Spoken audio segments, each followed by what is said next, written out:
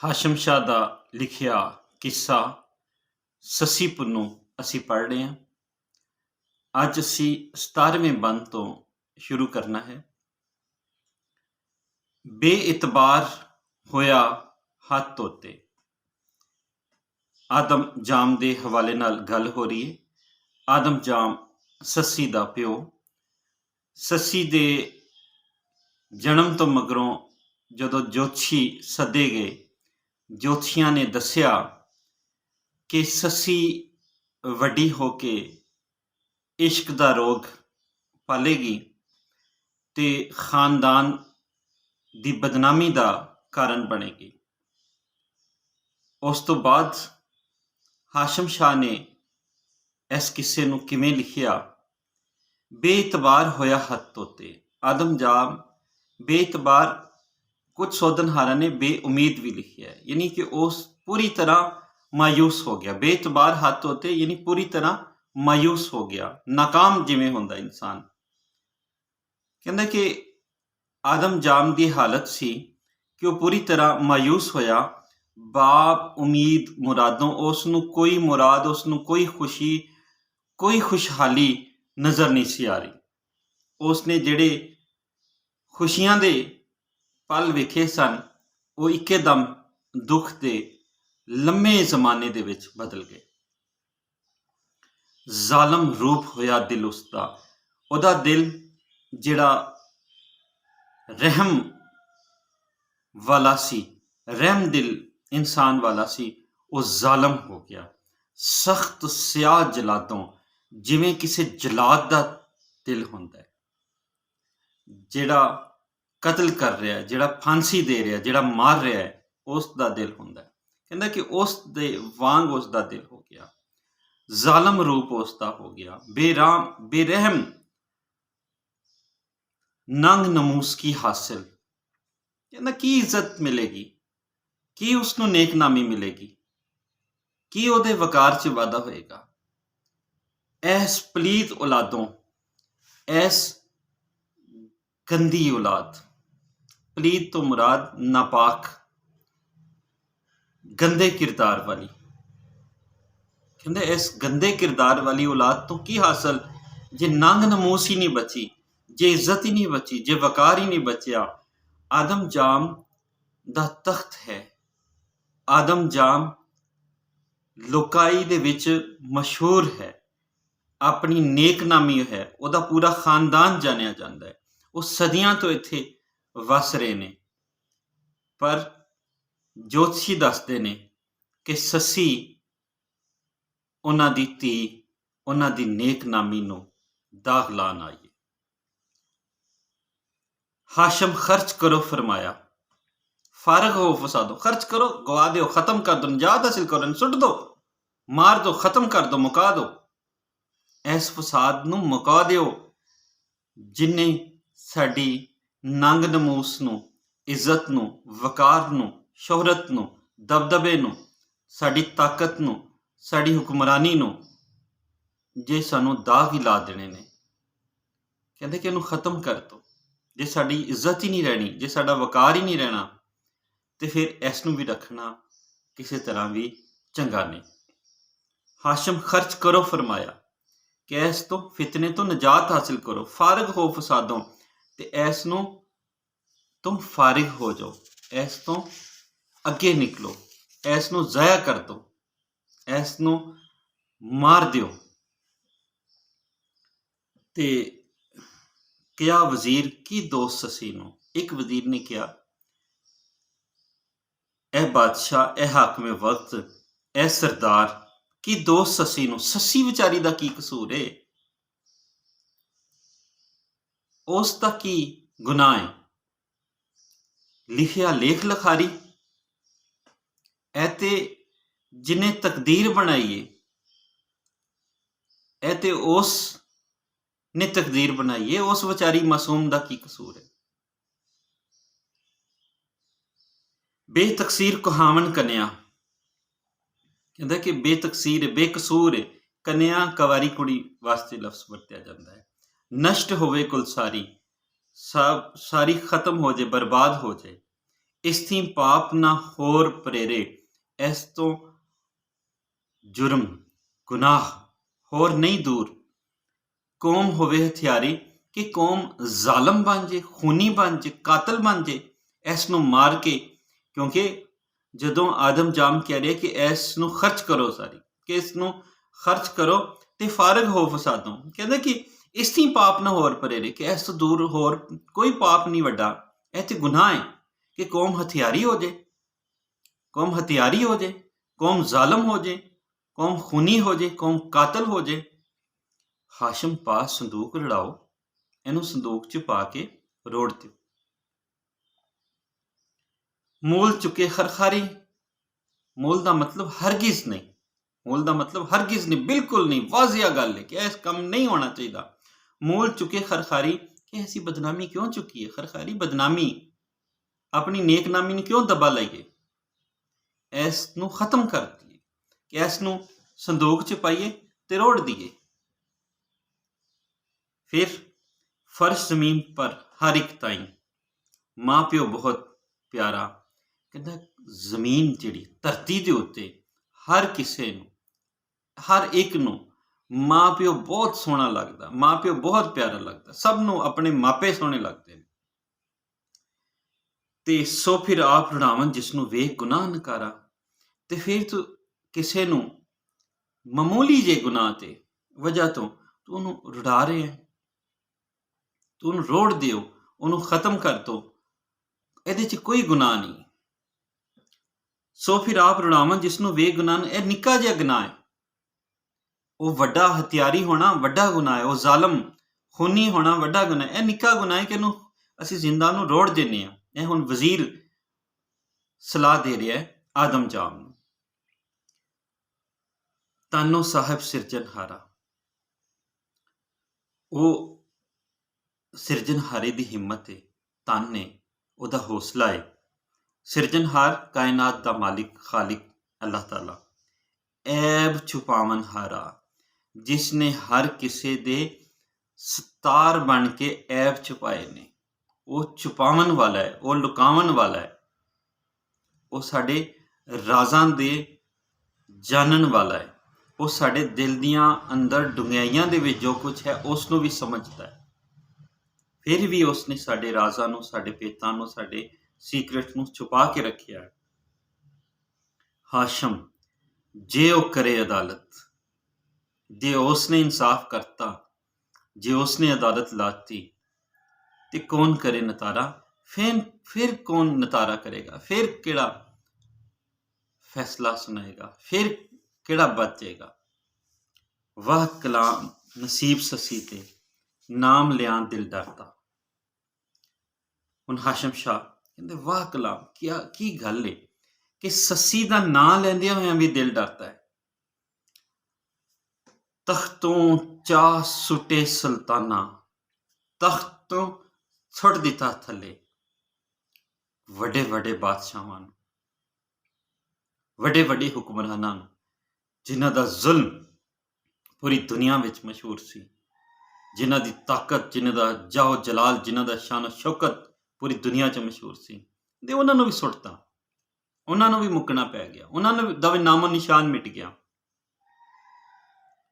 ਖੈਰ ਪਵੇ ਦਰ ਦਰਦਾ, ਤਖਤੋਂ ਚਾਹ ਸੁੱਟੇ ਸੁਲਤਾਨਾ, ਕਿ ਉਹਨਾਂ ਨੇ ਵੱਡੇ ਵੱਡੇ ਸੁਲਤਾਨਾਂ ਨੂੰ ਵੀ ਸੁੱਟਤਾ ਤੇ ਉਹ ਦਰ ਦਰ ਦੀ ਭੀਖ ਮੰਗ ਰਹੇ ਨੇ, ਗਦਾਗਰ ਬਣ ਗਏ ਨੇ, ਮੰਗਤੇ ਬਣ ਗਏ ਨੇ। ਬੈਲ ਗਰੀਬ ਨਕਾਬਲ ਜਿਹਾ, ਕਿ ਇੱਕ ਢੱਗਾ ਏ, ਇੱਕ ਬੈਲ ਏ, ਬਹੁਤ ਕਮਜ਼ੋਰ ਜਿਹਾ, ਚਾਹ ਜ਼ਮੀਨ ਸਿਰ ਧਰਦਾ, ਜਿਹੜਾ ਬੜੀ ਮੁਸ਼ਕਿਲ ਨਾਲ ਸਿਰ ਚੁੱਕਦਾ ਹੈ ਤੇ ਫਿਰ ਜ਼ਮੀਨ ਤੇ ਰੱਖ ਦਿੰਦਾ ਹੈ। ਇਸੇ ਤਰ੍ਹਾਂ ਦਾ ਇਨਸਾਨ ਹੋ ਗਿਆ, ਇੱਕ ਨਹੀਫ ਕਮਜ਼ੋਰ, ਜਿਵੇਂ ਕਿ ਸਾਰੀ ਕੁਰੇ ਅਰਜ਼ ਜਿਹੜੀ ਹੈ ਉਸ ਦਾ ਢੱਗਾ ਜਿਹੜਾ ਹੈ ਉਹ ਕਮਜ਼ੋਰ ਹੋ ਗਿਆ ਹੋਵੇ ਤੇ ਉਸ ਨੇ ਆਪਣਾ ਸਿਰ ਉਹਦੇ ਸਿੰਘਾਂ ਦੇ ਰੱਖਤਾ ਹੈ। ਹਾਸ਼ਮ ਜਾ ਨਾ ਬੋਲਣ ਵਾਲੀ, ਜੋ ਚਾਹੇ ਸੋ ਕਰਤਾ। ਹਾਸ਼ਮ ਇਹ ਥਾਂ ਬੋਲਣ ਵਾਲੀ ਨਹੀਂ, ਉਹ ਰੱਬ ਹੈ, ਉਹ ਖਾਲਿਕ ਹੈ, ਉਹ ਮਾਲਿਕ ਹੈ, ਉਹ ਜੋ ਚਾਹੇ ਕਰਦਾ ਹੈ। ਹਾਸ਼ਮ ਸ਼ਾਹ ਹੋਰਾਂ ਦੀ ਸੱਸੀ ਤੇ ਕਿਸੇ ਦੇ ਹੋਰਾਂ ਕਿੱਸਿਆਂ ਦੇ ਵਿੱਚ ਜਿਹੜੀਆਂ ਹੀਰੋਇਨਸ ਨੇ, ਜਿਹੜੀਆਂ ਮੇਨ ਕਿਰਦਾਰ ਨੇ ਸਵਾਣੀਆਂ ਦੇ, ਅਸੀਂ ਉਹਨਾਂ ਵੱਲ ਝਾਤ ਪਾਈਏ। ਹੀਰ ਹੈ, ਮਿਰਜ਼ਾ ਸਾਹਿਬਾ ਹੈ, ਬਦੀਉਲ ਜਮਾਲ ਹੈ, ਸੋਹਣੀ ਹੈ। ਉਹਨਾਂ ਦੀ ਜ਼ਿੰਦਗੀਆਂ ਦੇ ਵਿੱਚ ਔਕੜਾਂ ਹੈ ਨੇ, ਦਰਦ ਹੈ ਨੇ, ਕਰਬ ਹੈ, ਤਕਲੀਫ ਹੈ, ਪਰੇਸ਼ਾਨੀਆਂ ਹੈ ਨੇ, ਪਰ ਜਿਹੜੀ ਤਕਲੀਫ ਸੱਸੀ ਦੇ ਕੋਲ ਹੈ ਉਹ ਕਿਸੇ ਕੋਲ ਨਹੀਂ। ਸੱਸੀ ਦਾ ਦੁੱਖ ਵੱਡਾ ਹੈ। ਸਾਰੀਆਂ ਲੋਕ ਦਾਸਤਾਨਾਂ ਦੇ ਵਿੱਚੋਂ ਸੱਸੀ ਦਾ ਦੁੱਖ ਵੱਡਾ ਹੈ। ਕਿਵੇਂ? ਸੱਸੀ ਦਾ ਦੁੱਖ ਉਹਦੇ ਜੰਮਣ ਤੋਂ ਸ਼ੁਰੂ ਹੋ ਜਾਂਦਾ ਹੈ, ਤੇ ਬਾਕੀ ਜਿਹੜੇ ਪਾਤਰ ਨੇ, ਭਾਵੇਂ ਉਹ ਬਦੀਉਲ ਜਮਾਲ ਹੈ, ਭਾਵੇਂ ਉਹ ਹੀਰ ਹੈ, ਭਾਵੇਂ ਉਹ ਸਾਹਿਬਾ ਹੈ, ਭਾਵੇਂ ਉਹ ਸੋਹਣੀ ਹੈ, ਭਾਵੇਂ ਉਹ ਸ਼ੀਰੀ ਹੈ, ਉਹਨਾਂ ਦੇ ਦੁੱਖ ਉਹਨਾਂ ਦੇ ਜੰਮਣ ਤੋਂ ਸ਼ੁਰੂ ਨਹੀਂ ਹੁੰਦੇ। ਇਹ ਤੇ ਜੰਮਦਿਆਂ ਸਾਰ ਹੀ ਘਰੋਂ ਬੇਕਾਰ ਹੋ ਗਈ। ਬਾਬਾ ਬੁੱਧ ਸਿੰਘ ਨੇ ਵੀ ਐਸੇ ਲਈ ਕਿਹਾ ਨਾ ਕਿ ਦੁੱਖਾਂ, ਤਕਲੀਫਾਂ, ਔਕੜਾਂ ਦੇ ਵਿੱਚ ਇਹ ਵੱਡਾ ਕਿਰਦਾਰ ਨਜ਼ਰ ਆਉਂਦੀ ਹੈ ਬਾਕੀ ਲੋਕ ਦਾਸਤਾਨਾਂ ਦੇ ਕਿਰਦਾਰਾਂ ਤੋਂ। ਕਿਉਂ ਜੇ ਇਹਦੇ ਦੁੱਖ ਉਹਦੇ ਜੰਮਣ ਨਾਲ ਹੀ ਸ਼ੁਰੂ ਹੋ ਜਾਂਦੇ ਨੇ। ਉਹ ਜੰਮਣ ਨਾਲ ਹੀ ਉਸ ਨੂੰ ਸੰਦੂਕ ਵਿੱਚ ਪਾ ਕੇ ਉਹਨੂੰ ਰੋੜ ਦਿੱਤਾ ਜਾਂਦਾ ਹੈ, ਉਹਨਾਂ ਛੱਲਾਂ ਦੇ ਹਵਾਲੇ ਕਰ ਦਿੱਤਾ ਜਾਂਦਾ ਹੈ, ਜਿੱਥੇ ਵੱਡੇ ਵੱਡੇ ਮਗਰਮੱਛ ਨੇ, ਵੱਡੇ ਸੱਪ ਨੇ, ਜਿਹੜੇ ਉਸ ਨੂੰ ਖਾ ਵੀ ਸਕਦੇ ਨੇ, ਜਿਹੜੇ ਉਸ ਨੂੰ ਮੁਕਾ ਵੀ ਸਕਦੇ ਨੇ। ਹਾਸ਼ਮ ਜਾ ਨਾ ਬੋਲਣ ਵਾਲੀ, ਕਹਿੰਦਾ ਕਿ ਬੋਲਣ ਵਾਲੀ ਨਹੀਂ ਹੈ ਜਾ। ਬੈਲ ਗਰੀਬ ਨਕਾਬਲ ਜਿਹਾ ਚਾਹ ਜ਼ਮੀਨ ਸਿਰ ਧਰਦਾ। ਇਹ ਹਿੰਦੀ ਅਦਬ ਦੇ ਵਿੱਚ, ਹਿੰਦੁਸਤਾਨੀ ਮਿਥ ਦੇ ਵਿੱਚ ਹੈ ਕਿ ਇੱਕ ਬੈਲ ਨੇ ਆਪਣੀ ਜ਼ਮੀਨ ਜਿਹੜੀ ਹੈ ਉਹ ਸਿੰਘਾਂ ਤੇ ਚੁੱਕੀ ਹੋਈ ਹੈ। ਉਸ ਹਵਾਲੇ ਨਾਲ ਹੈ ਕਿ ਉਹ ਕਮਜ਼ੋਰ ਹੋ ਗਿਆ, ਯਾਨੀ ਕਿ ਉਸ ਨੂੰ ਸਾਰੀ ਦੁਨੀਆ ਜਿਵੇਂ ਮਿਟਦੀ ਹੋਈ, ਖਤਮ ਹੁੰਦੀ ਲੱਗਦੀ ਪਈ ਹੈ, ਯਾਨੀ ਕਿ ਉਹ ਆਪਣੇ ਆਪ ਨੂੰ ਬੇਬਸ, ਲਾਚਾਰ ਜਿਹਾ ਸਮਝ ਰਿਹਾ ਹੈ। ਹਾਸ਼ਮ ਜਾ ਨਾ ਬੋਲਣ ਵਾਲੀ, ਜੋ ਚਾਹੇ ਸੋ ਕਰਦਾ। ਜੋ ਤਕਦੀਰ 'ਚ, ਜੋ ਸਾਹਿਬੇ ਤਕਦੀਰ ਨੇ, ਜੋ ਲਿਖਾਰੀ ਨੇ, ਜੋ ਲਿਖਣ ਵਾਲੇ ਨੇ ਲਿਖ ਦਿੱਤਾ ਹੈ, ਕਹਿੰਦਾ ਉਸ ਦੇ ਅੱਗੇ ਸਾਡਾ ਬੋਲਣਾ ਨਹੀਂ ਬਣਦਾ। ਉਸ ਦੇ ਅੱਗੇ ਅਸੀਂ ਚੁੱਪ ਹਾਂ, ਉਸ ਦੇ ਅੱਗੇ ਅਸੀਂ ਖਾਮੋਸ਼ ਹਾਂ, ਉਸ ਦੇ ਅੱਗੇ ਅਸੀਂ ਬੇਬਸ ਹਾਂ। ਜਿਸ ਉਸਤਾਦ ਸੰਦੂਕ ਸੱਸੀ ਦਾ ਕੜਿਆ ਨਾਲ ਕਹਿਰ ਤੇ। ਗਜ਼ਬ ਦਾ ਸੰਦੂਕ, ਕਹਿਰ ਕਹਿੰਦੇ ਨੇ ਗਜ਼ਬ ਨੂੰ। ਜਿਸ ਉਸਤਾਦ ਨੇ, ਜਿਸ ਕਾਰੀਗਰ ਨੇ ਸੱਸੀ ਨੂੰ ਰੋੜਨ ਵਾਸਤੇ ਸੰਦੂਕ ਕੜਿਆ, ਸੰਦੂਕ ਬਣਾਇਆ, ਸੰਦੂਕ ਦੀ ਕਾਰੀਗਰੀ ਕੀਤੀ, ਉਸ ਨੇ ਬਹੁਤ ਹੀ ਗਜ਼ਬ ਦਾ ਸੰਦੂਕ ਤਿਆਰ ਕੀਤਾ, ਬਹੁਤ ਹੀ ਆਲਾ ਸੰਦੂਕ ਤਿਆਰ ਕੀਤਾ। ਅਫਲਾਤੂਨ ਅਰਸਤੂ ਜੇ ਹੋਣ ਸ਼ਾਗਿਰਦ ਹੁਨਰ ਤੇ। ਕਹਿੰਦਾ ਕਿ ਵੱਡੇ ਵੱਡੇ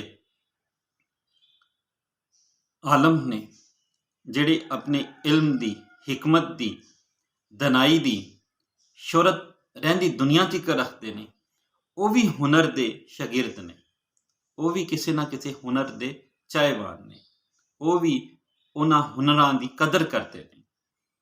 ਜ਼ੀਨਤ ਜ਼ੇਬ ਸਿੱਖਣ ਸਭ ਉਸ ਥੀ, ਦਿਲਬਰ ਚੀਨ ਮਿਸਰ ਤੇ। ਕਿ ਜ਼ੀਨਤ ਸਜਾਣਾ, ਸਿੰਗਾਰ ਕਰਨਾ, ਸਜਾਵਟ ਕਰਨਾ, ਕਹਿੰਦਾ ਕਿ ਬੜੀ ਖੂਬਸੂਰਤੀ ਦੇ ਨਾਲ ਜ਼ੇਬ ਖੂਬਸੂਰਤ ਬਣਾ ਦਿੱਤਾ। ਬਣਾਓ ਸਿੰਗਾਰ ਨਾਲ ਉਸਨੇ ਉਸ ਸੰਦੂਕ ਨੂੰ ਖੂਬਸੂਰਤ ਬਣਾ ਦਿੱਤਾ। ਦਿਲਬਰ ਚੀਨ ਮਿਸਰ ਦੇ, ਜਿਵੇਂ ਕਿ ਚੀਨ ਤੇ ਮਿਸਰ ਦੇ ਮਾਹਿਰੀਨ ਹੋਣ। ਮਹਿਬੂਬ, ਦਿਲਬਰ ਵੈਸੇ ਮਹਿਬੂਬ ਨੂੰ ਕਹਿੰਦੇ ਨੇ। ਹਾਸ਼ਮ ਵੇਖ ਆਰਾਇਸ਼ ਕਰਤਾ, ਸ਼ਾਬਸ਼ ਅਕਲ ਫਿਕਰ ਤੇ। ਹਾਸ਼ਮ ਦੇਖ ਜਿਹੜੀ ਸਜਾਵਟ ਉਸਨੇ ਵੇਖੀ ਹੈ, ਜਿਹੜੀ ਉਸਨੇ ਆਰਾਇਸ਼ੀ ਦੇਖੀ ਹੈ, ਜਿਹੜੀ ਉਸਨੇ ਖੂਬਸੂਰਤੀ ਦੇਖੀ ਹੈ, ਜਿਹੜਾ ਉਹਦਾ ਸੁਹੱਪਨ ਦੇਖਿਆ, ਜਿਹੜਾ ਉਹਦਾ ਸੋਹਣਾਪਨ ਦੇਖਿਆ, ਜਿਹੜੀ ਉਹਦੀ ਕਾਰੀਗਰੀ ਵੇਖੀ ਹੈ, ਤੇ ਸ਼ਾਬਸ਼ ਕਰਨ ਤੇ ਦਿਲ ਕਰਦਾ ਹੈ ਉਹਦੀ ਅਕਲ ਨੂੰ, ਉਹਦੀ ਫਿਕਰ ਤੋਂ। ਕਿਉਂਕਿ ਇਹ ਖੂਬਸੂਰਤੀ ਪਹਿਲੇ ਉਹਦੇ ਦਿਮਾਗ 'ਚ ਆਈ, ਫਿਰ ਉਸਨੇ ਉਸ ਨੂੰ ਉਸ ਸੰਦੂਕ ਦੇ ਉੱਤੇ ਉਤਾਰਿਆ। ਇਮੀਟੇਸ਼ਨ ਆਰਟ, ਫਨ, ਚੰਦਨ ਸ਼ਾਖ ਮੰਗਾ ਕਿਧੋਂ, ਫਿਰ ਚੰਦਨ ਦੀ ਸ਼ਾਖ ਮੰਗਾਈ। ਚੰਦਨ ਸੰਦਲ ਨੂੰ ਕਹਿੰਦੇ ਨੇ। ਸ਼ਾਖ ਟੁਕੜਾ, ਲੱਕੜੀ ਦੀ ਟਾਹਣ। ਬੈਠ ਕਾਰੀਗਰ ਕੜਿਆ। ਫਿਰ ਕਾਰੀਗਰ ਨੇ ਸੰਦਲ ਦੀ ਲੱਕੜੀ ਨੂੰ ਕੜਿਆ। ਸੰਦਨ ਦੀ ਲੱਕੜੀ ਖੁਸ਼ਬੂਦਾਰ ਹੈ, ਉਹਦੇ ਚੋਂ ਖੁਸ਼ਬੂ ਆਉਂਦੀ। ਹਿੰਦੂ ਮਾਈਥੋਲੋਜੀ ਦੇ ਵਿੱਚ ਜਾਂ ਹਿੰਦੂ ਅਕੀਦਿਆਂ ਦੇ ਵਿੱਚ ਅੱਜ ਵੀ ਜਦੋਂ ਹਿੰਦੂ ਆਪਣੇ ਮੁਰਦੇ ਨੂੰ ਸਾੜਦੇ ਨੇ ਤੇ ਉਹਦੇ ਵਿੱਚ ਸੰਦਲ ਦੀ ਲੱਕੜੀ, ਚੰਦਨ ਦੀ ਲੱਕੜੀ ਲਾਜ਼ਮੀ ਰੱਖਦੇ ਨੇ ਤਾਂ ਜੋ ਉਹਦੇ ਨਾਲ ਖੁਸ਼ਬੂ ਪੈਦਾ ਹੋ, ਮੁਰਦੇ ਦੀ ਬੂ ਖਤਮ ਹੋ ਜਾਏ। ਹੁਣ ਚੰਦਨ ਦਾ ਇੱਕ ਹਵਾਲਾ ਤੇ ਇਹ ਹੈ ਕਿ ਉਸ ਦੀ ਲੱਕੜੀ ਬਹੁਤ ਕੀਮਤੀ ਹੈ, ਬਹੁਤ ਖੂਬਸੂਰਤ ਹੁੰਦੀ, ਬੜੀ ਖੁਸ਼ਬੂਦਾਰ ਹੁੰਦੀ ਹੈ, ਪਰ ਇਹਦੇ ਨਾਲ ਜਿਵੇਂ ਮੌਤ ਦੇ ਹਵਾਲੇ ਨਹੀਂ ਕਰ ਰਹੇ, ਜਿਵੇਂ ਆਪਣੇ ਕੋਲੋਂ ਖਤਮ ਕਰ ਰਹੇ ਨੇ। ਚੰਦਨ ਦੀ ਲੱਕੜੀ ਦਾ ਵਰਤਾਰਾ ਹਾਸ਼ਮ ਸ਼ਾਹ ਹੋਰਾਂ ਨੇ ਕਈ ਰੰਗਾਂ ਵਿੱਚ ਕਰ ਛੱਡਿਆ ਹੈ।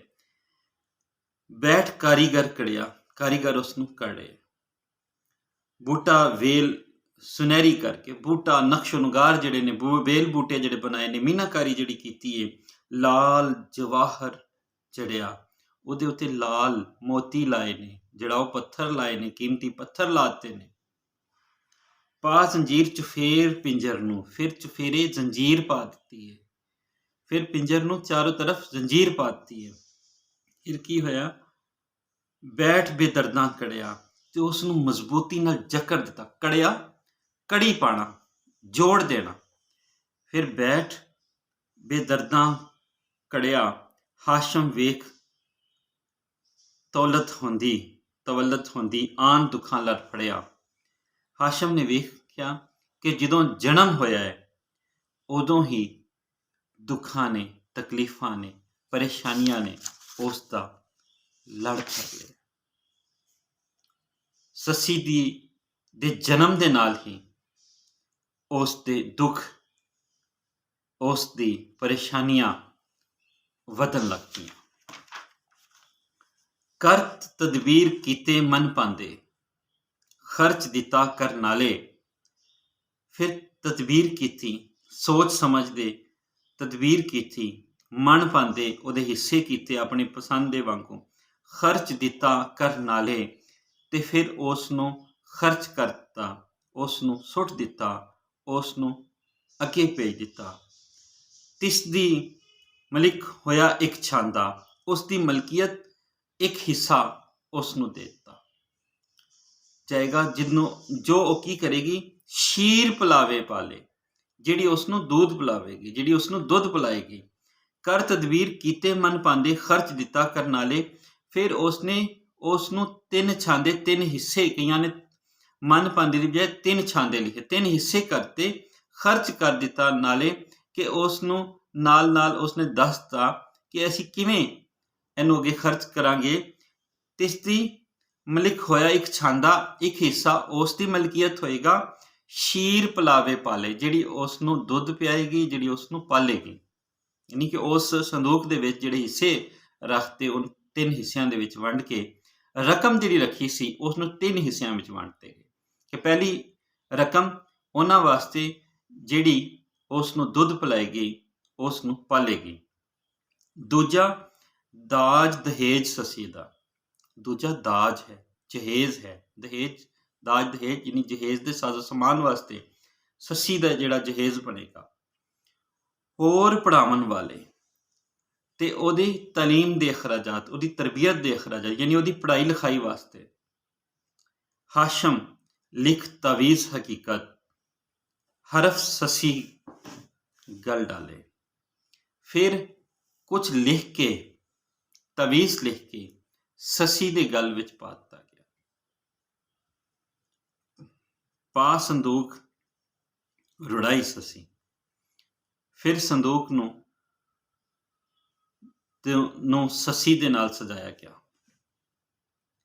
ਸੰਦੂਕ ਭਾਵੇਂ ਮਾਨਕ, ਮੋਤੀ, ਲਾਲ ਨਾਲ ਭਰਿਆ ਸੀ, ਪਰ ਸਜਣਾ ਉਸਨੇ ਸੱਸੀ ਦੇ ਨਾਲ ਹੀ ਸੀ।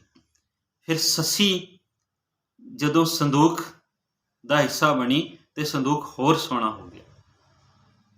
रुड़ाई ससी, ससी रुड़ती, ਨੂਹ ਤੂਫਾਨ ਵਗੇਂਦਾ। ਇੱਕ ਤਲਮੀਹ ਵਰਤੀ ਕਿ ਜਿਵੇਂ ਹਜ਼ਰਤ ਨੂਹ ਦੇ ਵੇਲੇ ਜਿਹੜਾ ਤੂਫਾਨ ਵਗਿਆ ਸੀ, ਉਸ ਤਰ੍ਹਾਂ ਦਾ ਤੂਫਾਨ, ਯਾਨੀ ਜਿਸ ਨੇ ਪੂਰੀ ਦੁਨੀਆ ਨੂੰ ਖਤਮ ਕਰਤਾ।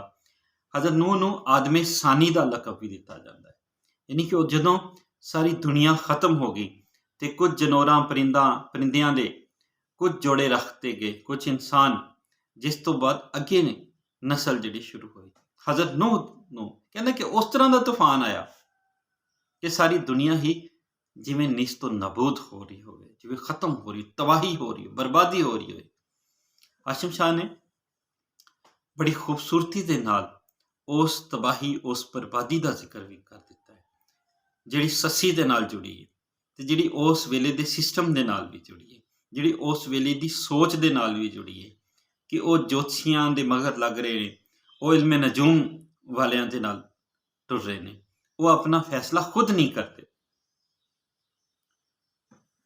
ਹਾਸ਼ਮ ਸ਼ਾਹ ਹੋਰੀ ਅੱਗੇ ਲਿਖਦੇ ਨੇ, ਬਾਸ਼ਕ ਨਾਗ ਨਾ ਹੱਥ ਲਿਆਵਨ, ਤੋਲ ਪਿਆ ਮੰਗੀਂਦਾ।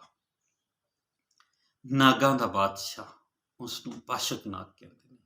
ਬਾਸ਼ਕ ਨਾਗ ਨਾ ਹੱਥ ਲਿਆਵਨ, ਤੋਲ ਪਿਆ ਮੰਗੀਂਦਾ। ਤੋਲ, ਜਿਵੇਂ ਪਿੱਛੇ ਗੱਲ ਹੋਈ ਕਿ ਉਹ ਟਗਾ ਜਿਸ ਦੇ ਸਿਰ ਉੱਤੇ, ਜਿਸ ਦੇ ਸਿੰਘਾਂ ਉੱਤੇ ਪੂਰੀ ਧਰਤੀ ਖਲੋਤੀ ਹੈ, ਹਿੰਦੂ ਮਾਈਥੋਲੋਜੀ ਦੇ ਵਿੱਚ ਉਹਦਾ ਜ਼ਿਕਰ ਹੈ।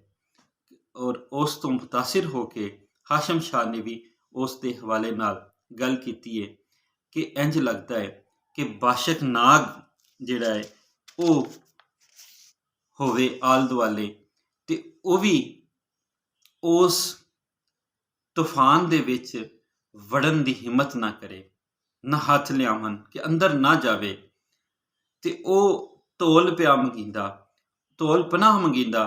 ਤੇ ਉਹ ਟੱਗਾ ਵੀ ਪਨਾਹ ਮੰਗਦਾ ਜਿਸ ਨੇ ਇਸ ਧਰਤੀ ਨੂੰ ਆਪਣੇ ਸਿੰਘਾਂ ਤੇ ਚੁੱਕਿਆ ਹੈ, ਉਹ ਵੀ ਪਨਾਹ ਮੰਗਦਾ ਪਿਆ। ਇੱਥੇ ਦੇਖੋ ਤਬਾਹੀ ਬਰਬਾਦੀ ਦਾ ਜਿਹੜਾ ਖੂਬਸੂਰਤ ਮੰਜ਼ਰ ਹੈ, ਉਹ ਹਾਸ਼ਮ ਸ਼ਾਹ ਨੇ ਕਿੰਨੀ ਖੂਬਸੂਰਤੀ ਨਾਲ ਲਿਖਿਆ। ਹਾਂ ਕਿ ਤਬਾਹੀ ਬਰਬਾਦੀ ਦਾ ਮੰਜ਼ਰ ਖੂਬਸੂਰਤ ਨਹੀਂ ਹੁੰਦਾ, ਲੇਕਿਨ ਉਸ ਨੂੰ ਬਿਆਨਨ ਢੰਗ ਹਾਸ਼ਮ ਸ਼ਾਹ ਨੇ ਇਸ ਤਰ੍ਹਾਂ ਬਿਆਨ ਕੀਤਾ ਹੈ ਕਿ ਉਹ ਤਬਾਹੀ ਬਰਬਾਦੀ ਨਜ਼ਰ ਆਉਣ ਲੱਗ ਜਾਂਦੀ ਹੈ। ਦੁਬਾਰਾ ਅਸੀਂ ਇਸ ਦੋ ਮਿਸਰੇ ਦੇਖਨੇ ਹਾਂ। ਹਾਂ ਪਾ ਸੰਦੂਕ ਰੁੜਾਈ ਸੱਸੀ, ਨੂਹ ਤੂਫਾਨ ਵਗਿੰਦਾ, ਬਾਸ਼ਕ ਨਾਗ ਨਾ ਹੱਥ ਲਿਆਵਨ, ਤੋਲ ਪਨਾਹ ਮੰਗੀਦਾ, ਤੇ ਪਾਰ ਉਰਾਰ ਬਲਾਈ ਫਿਰਦੀਆਂ। ਹੁਣ ਸੰਦੂਕ ਰੁੜ ਪਿਆ ਹੈ। ਕਿਹਾ ਜਾਂਦਾ ਕਿ 500 ਕਿਲੋਮੀਟਰ ਇਹ ਸੰਦੂਕ ਰੁੜਦਾ ਰਿਹਾ। ਪਾਣੀ ਬਹੁਤ ਤੇਜ਼ ਸੀ, ਸਿੰਧ ਸਾਗਰ, ਪਾਰ ਉਰਾਰ ਬਲਾਈ ਫਿਰਤੀਆਂ, ਇੱਧਰ ਤੇ ਉੱਧਰ, ਨਾ ਇਸ ਪਾਸੇ ਨਾ ਉਸ ਪਾਸੇ ਬਲਾਵਾਂ ਨੇ, ਅਜ਼ੀਅਤਾਂ ਨੇ, ਤਕਲੀਫਾਂ ਨੇ, ਮੁਸ਼ਕਲਾਤ ਨੇ, ਆਫਤਾਂ ਨੇ। ਡਾਵਾਂ ਡੋਲ ਨਾ ਹੁੰਦਾ, ਉਹ ਡਾਵਾਂ ਡੋਲ ਨਹੀਂ ਹੈ, ਉਹ ਟੁਰ ਰਹੀ ਹੈ, ਉਹ ਰੁੜੀ ਜਾ ਰਹੀ ਹੈ, ਉਹ ਅੱਗੇ ਤੋਂ ਅੱਗੇ ਜਾ ਰਹੀ ਹੈ। ਰਾਖਸ਼ ਵੀ ਡਰ ਜਾਣ। ਹਾਸ਼ਮ ਵੇਖ ਨਸੀਬ ਸੱਸੀ ਦਾ, ਕੀ ਕੁਝ ਹੋਰ ਕਰੇਂਦਾ। ਹਾਸ਼ਮ ਸ਼ਾਹ ਕਹਿੰਦਾ ਕਿ ਨਸੀਬ ਸੱਸੀ ਦਾ ਵੇਖ, ਕੀ ਕੁਝ ਹੋਰ, ਅੱਗੇ ਕੀ ਹੁੰਦਾ ਹੈ। ਜਨਮ ਹੁੰਦਾ ਹੈ ਤੇ ਦਰਿਆ ਦੀਆਂ ਛੱਲਾਂ ਦੇ ਵਿੱਚ। ਇਹ ਐਸਾ ਨਸੀਬ ਹੈ ਜਿਸ ਤੇ ਬਦਨਸੀਬੀ ਵੀ ਰੋਣ ਲੱਗਦੀ ਹੈ, ਜਿਸ ਤੇ ਬਦਨਸੀਬੀ ਵੀ ਆਪਣੇ ਕੰਨਾਂ ਨੂੰ ਹੱਥ ਲਾ ਲੈਂਦੀ ਹੈ। ਇਹ ਐਸੀ ਬਦਕਿਸਮਤੀ ਹੈ। ਹਾਸ਼ਮ ਸ਼ਾਹ ਕਹਿੰਦਾ ਕਿ ਵੇਖ ਨਸੀਬ ਸੱਸੀ ਦਾ, ਅੱਗੇ ਦੇਖੋ ਕੀ ਹੋਏਗਾ, ਉਹ ਕੀ ਕੁਝ ਹੋਰ ਕਰਿੰਦਾ, ਅੱਗੇ ਉਸ ਤੇ ਨਸੀਬਾਂ ਵਿੱਚ ਕੀ ਆਏਗਾ, ਅੱਗੇ ਉਹਦੇ ਨਸੀਬ ਕਿਸ ਤਰ੍ਹਾਂ ਦੇ ਨੇ, ਉਹ ਵੀ ਅੱਗੇ ਦੇਖੋ। ਤੁਰਿਆ ਤੋੜ ਜ਼ੰਜੀਰ ਸਬਰ ਦਾ, ਚਾਹੀਆਂ ਰਿਜ਼ਕ ਮੁਹਾਰਾਂ, ਸਬਰ ਦੀ ਜ਼ੰਜੀਰ ਟੁੱਟ ਗਈ। ਦਰਿਆ ਦੀਆਂ ਖੂਨੀ ਲਹਿਰਾਂ, ਮੁਹਾਰਾਂ ਊਂਠ ਦੀ ਨਕੇਲ ਨੂੰ ਕਹਿੰਦੇ ਨੇ ਕਿ ਰਿਜ਼ਕ ਜਿਸ ਦਿਨ ਹੁੰਦਾ ਹੈ, ਉਸ ਤਰ੍ਹਾਂ ਊਂਠ ਉਧਰ ਨੂੰ ਟੁਰ ਪੈਂਦਾ ਕਿ ਉਸੇ ਤਰ੍ਹਾਂ ਲਹਿਰਾਂ, ਖੂਨੀ ਲਹਿਰਾਂ ਨੇ ਆਪਣੀਆਂ ਮੁਹਾਰਾਂ ਚੁੱਕ ਲੀਆਂ ਤੇ ਅੱਗੇ ਪਾਲੀਆਂ ਚਲੀ ਗਈਆਂ, ਟੁਰ ਪਈਆਂ, ਕਿਉਂਕਿ ਦਾਣਾ ਪਾਣੀ ਉੱਠ ਗਿਆ ਸੀ। ਟੁੱਟਿਆ ਸਬਰ ਦਾ ਜ਼ੰਜੀਰ ਵੀ ਟੁੱਟ ਗਿਆ ਸੀ, ਟੁੱਟ ਗਿਆ ਸੀ। ਗਰਦਿਸ਼ ਫਲਕ ਹੋਈ ਸਰਗਰਦਾਂ, ਆਸਮਾਨ ਦੀ ਗਰਦਿਸ਼ ਤੇਜ਼ ਹੋ ਗਈ। ਬਾਜ ਮਲਾਹ ਕੁਹਾਰਾਂ, ਨਾ ਕੋਈ ਮਲਾਹ ਸੀ ਨਾ ਕੋਈ ਕੁਹਾਰ ਸੀ। ਕੁਹਾਰ ਕਹਿੰਦੇ ਨੇ ਡੋਲੀ ਚੁੱਕਣ ਵਾਲੇ ਨੂੰ, ਪਾਲਕੀ ਚੁੱਕਣ ਵਾਲੇ ਨੂੰ। ਕਹਿੰਦਾ ਉਸ ਤਰ੍ਹਾਂ ਦਾ ਵੀ ਕੋਈ ਨਹੀਂ ਸੀ, ਨਾ ਕੋਈ ਮਲਾਹ ਉਹਨੂੰ ਚਲਾ ਰਿਹਾ ਸੀ, ਨਾ ਕੋਈ ਪਾਲਕੀ ਚਲਾਉਣ, ਕੋਈ ਇਸਨੇ ਉਸ ਨੂੰ ਸਹਾਰਾ ਨਹੀਂ ਦਿੱਤਾ। ਉਹ ਕੱਲੀ ਸੰਦੂਕ ਦੇ ਹਵਾਲੇ। ਤੇ ਤੇਜ਼ ਲਹਿਰਾਂ, ਮੋਜਾਂ, ਠਾਠਾਂ, ਉੱਠਦੀਆਂ ਕਾਂਘਾਂ, ਜ਼ਿੰਦਗੀ ਮੌਤ ਦੀ ਲੜਾਈ, ਤੇ ਜਿੱਤ ਕੌਣ ਰਿਹਾ ਹੈ? ਬਦਨਸੀਬੀ। ਸੂਰਜ ਤੇਜ਼ ਹੋਇਆ ਜਲ ਖੂਨੀ, ਸੂਰਜ ਨੇ ਆਪਣੀਆਂ ਕਿਰਨਾਂ ਤੇਜ਼ ਕਰਤੀਆਂ। ਖੂਨੀ, ਜਲ ਖੂਨੀ ਯਾਨੀ ਕਿ ਸਾੜਨ ਵਾਲੀਆਂ, ਅੱਗ ਵਰਾਂਦੀਆਂ ਹੋਈਆਂ, ਯਾਨੀ ਕਿ ਸੂਰਜ ਦੀ ਤਪਸ਼ ਵੀ ਤੇਜ਼ ਹੋ ਗਈ। ਯਾਨੀ ਕਾਇਨਾਤ ਦੀਆਂ ਜਿਹੜੀਆਂ ਚਾਵਾਂ ਨੇ ਉਹਦੀ ਬਦਨਸੀਬੀ ਵਿੱਚ ਹੋਰ ਇਜ਼ਾਫਾ ਕਰ ਰਹੀਆਂ ਨੇ, ਹੋਰ ਉਹਦੀ ਬਦਨਸੀਬੀ ਐਸੀ ਹੋ ਰਹੀ ਹੈ ਕਿ ਉਸ ਤੇ ਪੜ੍ਹਨ ਵਾਲਾ, ਉਸ ਨੂੰ ਦੇਖਣ ਵਾਲਾ ਉਸ ਤੇ ਤਰਸ ਖਾ ਰਿਹਾ। ਪੈਨ ਲਿਸ਼ਕਾਂ ਚਮਕਾਰਾਂ, ਉਸ ਤੇ ਚਮਕ ਪੈ ਰਹੀ ਹੈ, ਉਸ ਤੇ ਖੂਨੀ ਚਮਕ ਪੈ ਰਹੀ ਕਿਰਨਾਂ ਦੀ, ਸੂਰਜ ਦੀਆਂ ਕਿਰਨਾਂ ਦੀ। ਹਾਸ਼ਮ ਵੇਖ ਸੱਸੀ ਵਿੱਚ ਘੇਰੀ, ਦੁਸ਼ਮਣ ਲਾਖ ਹਜ਼ਾਰਾਂ। ਹਾਸ਼ਮ ਸੱਸੀ ਘੇਰੀਏ ਕਿਹਨਾਂ ਦੇ ਵਿੱਚ? ਦੁਸ਼ਮਣਾਂ ਦੇ ਵਿੱਚ। ਔਰ ਉਹਦੇ ਦੁਸ਼ਮਣ ਲੱਖ ਹਜ਼ਾਰਾਂ ਦੁਸ਼ਮਣ। ਜਿਹਦਾ ਆਪਣਾ ਕੋਈ ਨਾ ਰਵੇ ਉਸ ਨੂੰ ਹਵਾ ਵੀ ਦੁਸ਼ਮਣ ਬਣਾ ਲੈਂਦੀ। ਉਸ ਦੇ ਦੁਸ਼ਮਣ ਵਧਣ ਲੱਗ ਪੈਂਦੇ ਨੇ, ਦੁਸ਼ਮਣ ਲੱਖ ਹਜ਼ਾਰਾਂ। ਆਦਮਖੋਰ ਜਨਾਵਰ ਜਲ ਦੇ, ਆਦਮਖੋਰ ਜਿਹੜੇ ਇਨਸਾਨ ਖਾਂਦੇ ਨੇ, ਇਨਸਾਨ ਖਾਣ ਵਾਲੇ ਜਲ ਦੇ ਜਨਾਵਰ, ਜਲ ਪਾਣੀ ਨੂੰ ਕਹਿੰਦੇ ਨੇ, ਉਹਦੇ ਜਨਾਵਰ ਜਿਹੜੇ ਨੇ ਰਾਖਸ਼ਿਸ਼ ਰੂਪ ਸੁਭਾਈ, ਸਭ ਦਾ ਰੂਪ ਜਿਹੜਾ ਹੈ ਉਹ ਇੱਕ ਰਾਖਸ਼ਿਸ਼ ਵਾਂਗੂ ਹੈ, ਜ਼ਾਲਮ ਖੂਨੀ ਦਿਓ ਹੈ, ਜਿਹੜੇ ਆਦਮ ਨੂੰ, ਇਨਸਾਨ ਨੂੰ ਖਾ ਜਾਂਦੇ ਨੇ, ਆਦਮਖੋਰ ਨੇ। ਨਾਗਰ, ਮੱਛ-ਕੁੰਮੇ, ਘੜਿਆਲ ਨੇ, ਵੱਡੇ ਵੱਡੇ ਮਗਰਮੱਛ ਨੇ, ਕੱਛੂ-ਕੁੰਮੇ ਨੇ, ਤੇਂਦੂਏ, ਸੱਪ ਨੇ, ਜਲਹੋੜੇ, ਨਾਗ, ਸੰਸਾਰ ਬਲਾਈ, ਪੂਰੀ ਦੁਨੀਆ ਦੀਆਂ ਬਲਾਵਾਂ ਜਿਵੇਂ ਇਕੱਠੀਆਂ ਹੋ ਗਈਆਂ ਹੋਣ। ਠੀਕ ਹੈ, ਹਰ ਤਰਫ ਦੀ ਲਹਿਰ ਜਿਹੜੀ ਏ ਉਹ ਬਲਾਵਾਂ ਹੀ ਬਲਾਵਾਂ ਆ ਰਹੀਆਂ ਨੇ। ਤੇਂਦੂਏ ਕਹਿਰ ਜ਼ੰਬੂਰ ਬੋਲਣਾ, ਡੰਗ ਮਾਰ ਰਹੇ ਨੇ। ਪਾਣੀ ਦੇ ਜਿਹੜੇ ਜਨੌਰ ਨੇ ਉਹ ਡੰਗ ਮਾਰਨ ਵਾਲੇ ਨੇ, ਖਤਮ ਕਰ ਦੇਣ ਵਾਲੇ ਨੇ, ਤੇ ਉਹ ਸਭ ਕੁਝ ਮੁਕਾ ਦਿੰਦੇ ਨੇ। ਖਤਰਨਾਕ ਤੇਂਦੂਏ ਆਪਣੇ ਡੰਗ ਮਾਰਨ ਵਾਲੇ ਜ਼ਹਿਰੀਲੇ ਤਾਰ ਜਿਹੜੇ ਨੇ ਉਹ ਫੈਲਾ ਰਹੇ ਨੇ। ਲਾਮਨ ਜ਼ੋਰ ਤਦਾਈ, ਉਹ ਪੂਰਾ ਜ਼ੋਰ ਲਾ ਰਹੇ ਨੇ ਕਿ ਉਸ ਨੂੰ ਖਤਮ ਕਰਤਾ ਜਾਏ, ਉਸ ਨੂੰ ਮੁਕਾ ਦਿੱਤਾ ਜਾਏ। ਹਾਸ਼ਮ ਮੌਤ ਹੋਵਸ ਵਿੱਚ ਥਲਦੇ, ਮਾਰਸ ਕੌਣ ਇਥਾਈ। ਹਾਸ਼ਮ ਸ਼ਾਹ ਕਹਿੰਦਾ ਹੈ ਕਿ ਉਸਨੇ ਤੇ ਇੱਥੇ ਮਰਨਾ ਹੀ ਨਹੀਂ ਸੀ। ਇਥਾਈ ਇੱਥੇ, ਉਸਨੇ ਤੇ ਇੱਥੇ ਮਰਨਾ ਹੀ ਨਹੀਂ ਹੈ।